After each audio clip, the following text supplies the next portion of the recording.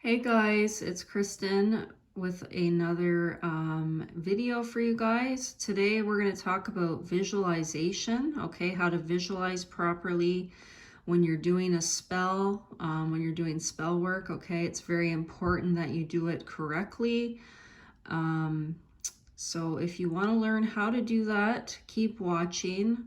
I'm going to go through some steps that are kind of required and important before you really get into doing a spell with candle magic and using visualization, okay? So first things first, if you guys want to follow me, I do have social media, Facebook and Instagram. I also have a shop space, a website where I sell my oracle decks. They're self-created, so if you like to purchase that or any of those, that link is down below. Also, I am offering personal readings, tarot and oracle card readings. If you guys want a reading with me, you can email me at soulsecrets789@gmail.com. Okay, so as I already talked about the other day, we did, I showed you guys kind of how to prepare your candle properly before your spell, okay? Now, if you are going to be doing visualization, which you should consider because it is probably the most effective way to for spell work, I feel like petition papers are pretty accurate as well. But definitely visualization is important, but it's also very important that you do it correctly, okay? And the first thing that you should really do, okay, before you even think about spells of any kind, first off, you need to really educate yourself on witchcraft, on Wicca, okay, anything like that. You really need to read a lot of books on different areas of the craft. That is very important. But before you actually do your own spell, you should meditate, okay? You should do meditation. And the kind of meditation I'm talking about is really, there's two kinds. There's the kind of meditation where you quiet the mind and you try not to think of anything. So if there's thoughts coming into your mind, you try and bring yourself back to a state of no thoughts or silence in your mind, okay? And you will have those thoughts that keep trying to creep back in. But you want to practice that kind of meditation, okay, where you can actually really quiet your mind until you get comfortable with doing that. And, you know, I've done meditation off and on now for about 3 or 4 years. And even now, I still have trouble with thoughts coming into my mind when I do it. But if I compare myself from the beginning to now, I've come a long way. So it's a lot easier for me to go into a deeper state of quiet meditation. And it's also easier for me to get rid of the thoughts out of my mind that try to creep in, okay? The other meditation that you're going to want to practice is the kind that you are visualizing things, okay? So there's a lot of those types of meditations that you can find on YouTube, okay, where the meditator talks you through the meditation and they make you visualize certain things, okay, like they might make you visualize your chakras, you know, growing brighter, or the colors changing from dark to light or something like that. Like just something that makes you visualize certain images, okay? That's the type of meditation you want to do as well. So it's really, I feel like it's really important to do both and get comfortable with both before you go ahead and try any kind of spell work. And again, make sure your knowledge is up to par when it comes to what you're doing. When it comes to candle magic, which I already put a video out about that. So that's a very good basis to start with. And, you know, make sure you educate yourself on the different types of herbs and what they do, all the different tools that are used, you know, setting up an altar, okay? You know, doing different chants to, if you're Wiccan or pagan, you know, to the gods, okay? The female and male gods, the horned god and the female god, okay? So different aspects like that. And yeah, that's pretty much it for that.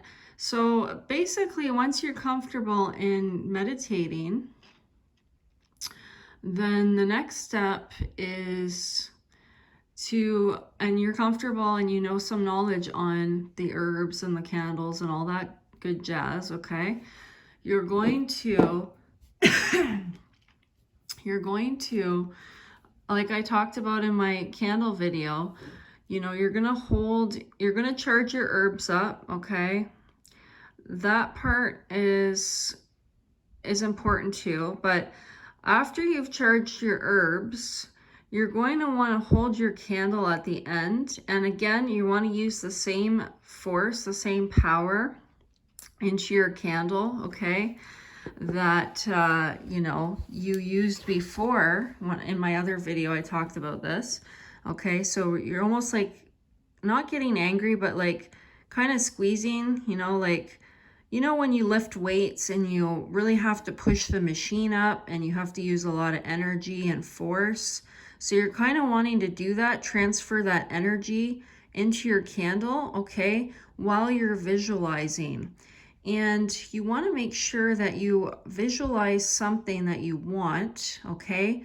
But it's not important to really visualize the details of how you're going to get there.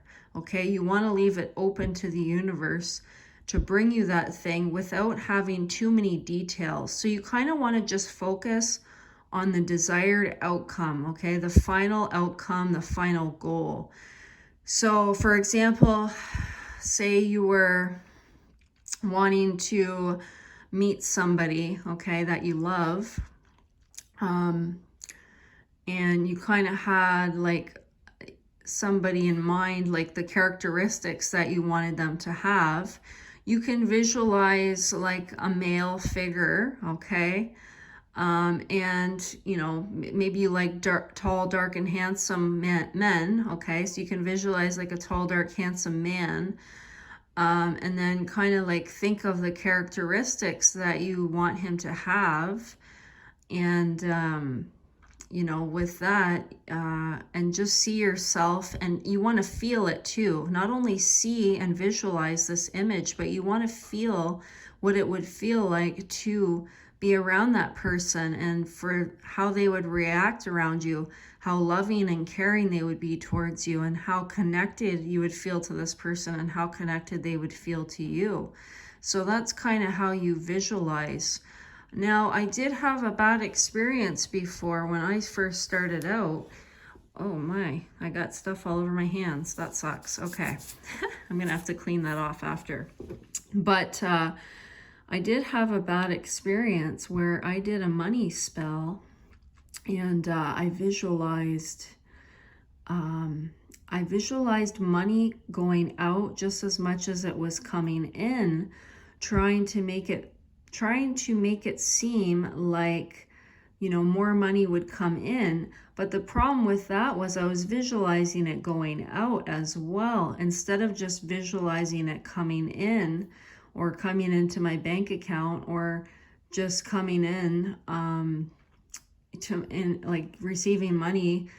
I was visualizing my money going out as well, and that was a big mistake, okay? Because what you visualize will happen. So basically, when that spell came true, and it took about a month, my spells only usually take about a month. I'm sure they would speed up too if I put some kind of catalyst in my spell to make it speed up. There's different things you can use to speed up a spell. But so basically what had happened is that month, I ended up getting, and I can't remember the sources of income that I received, but probably through my business or something. But my sales were increasing, but then my car ended up breaking down 2 times in that month, where I had to fork out like $300 to $500 each time. So, you know, I still think I ended up on top because more money kind of came in, or it was kind of balanced, but there was a lot of money going out as well. So again, you want to focus on what you want, okay, only, and not what you don't want.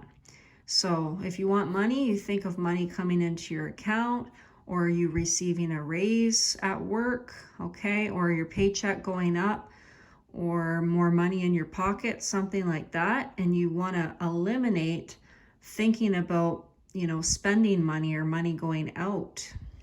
So that is very important. Now, one thing you can do